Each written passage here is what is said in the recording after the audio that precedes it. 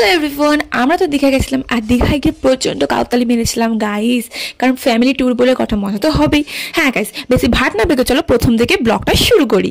Hello guys, আমি মৌসুমি। আমরা আজকে যাচ্ছিলাম দীঘাতে, আর আমাদের বাস ছিল রাত্রি 10:30টার সময়, তাই আমরা বাড়ি থেকে বেরিয়ে পড়েছিলাম। আর এই প্রথমবার আমরা যাচ্ছি 13 জন মিলে দীঘা ঘুরতে।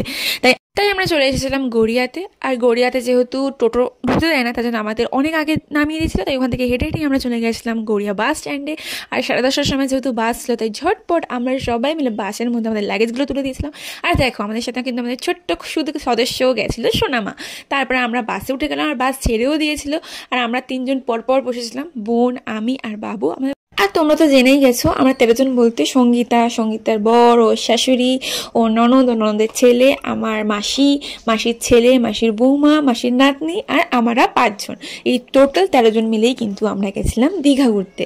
আর কথা বলতে বলতেই বাস চলে গেছিলো অনেক দূর, আর আমরা একটু ঘুমিয়ে পড়েছিলাম গাইস। আর এই 10:30টার বাসগুলো যে জোরে জোরে টানে গাইস, তোমাদের তো ভয় লেগে যাবে। তারপরে ভোরের বেলা 10:30টার সময় আমরা বাসে উঠেছিলাম, আর 3:15 নাগাদ আমরা পৌঁছে গেছিলাম দীঘাতে। আর অনেকক্ষণ সমুদ্র ধারে বসে থাকতে থাকতেই কখন যে সকাল হয়ে গেছিলো গাইস, বুঝতেই পারলাম না। ভোরের সকালটা অনেকদিন পরেই দেখলাম। তারপরে 10টার সময় আমরা আমাদের হোটেলটাকে চেকিং করে নিলাম। আমরা নিয়েছিলাম 2টো রুম, আর আমাদের রুমের ভাড়া কি পড়েছে না পড়েছে তার জন্য একটা আলাদা ব্লগ আমি তোমাদের সাথে শেয়ার করব।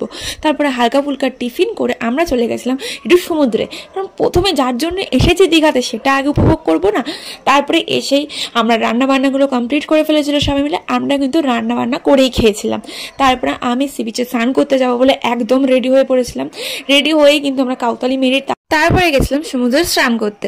আর গাইস, তোমরা জানো কি, আমি সমুদ্রকে প্রচন্ড ভয় পাই, তাই প্রথম দিন স্নান করতে গিয়ে হাত পা কেটে কুটে একাকার কাণ্ড। আজকে লাঞ্চে ছিল ডাল, আলু ভাজা, কাঁকড়া, চিকেন, স্যালাড, এইটা। তারপরে খাওয়া দাওয়া করে একটু রেস্ট নিয়ে আমরা সন্ধ্যেবেলা ঘুরতে যাওয়ার জন্য একদম রেডি হয়ে গেছিলাম। আর আজকে আমরা কোথায় গেছিলাম জানো? আজকে আমরা গেছিলাম ঢেউসাগর। আমি কিন্তু দীঘা এসেছিলাম প্রায় অনেক মানে 6 বছর আগে। তারপরে এই আবার মনে হয় আসলাম, এই ফার্স্ট টাইম আমি ঢেউসাগর দেখলাম। এর আগে ঢেউসাগরটা ছিল না।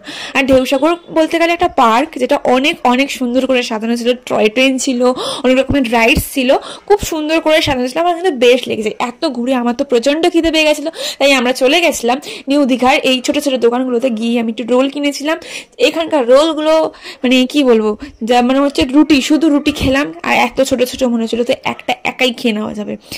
তারপরে খেয়ে নিয়েছিলাম একটু ঝালমুড়ি। আর গাইজ, এখানে যা খাবারের দাম, মনে হচ্ছে যেন আমি সোনা বিক্রি হচ্ছে। সোনা, এগুলো খাবার না, সোনা। একটা ঝালমুড়ির দাম নাকি 30 টাকা। ভগবান, আমি এবার ঝালমুড়ি বিক্রি করবো দীঘাতে এসে। সমুদ্রের পাড়ে অনেকক্ষণ সময় কাটিয়ে আমাদের দীঘার প্রথম দিনটা আমরা শেষ করলাম।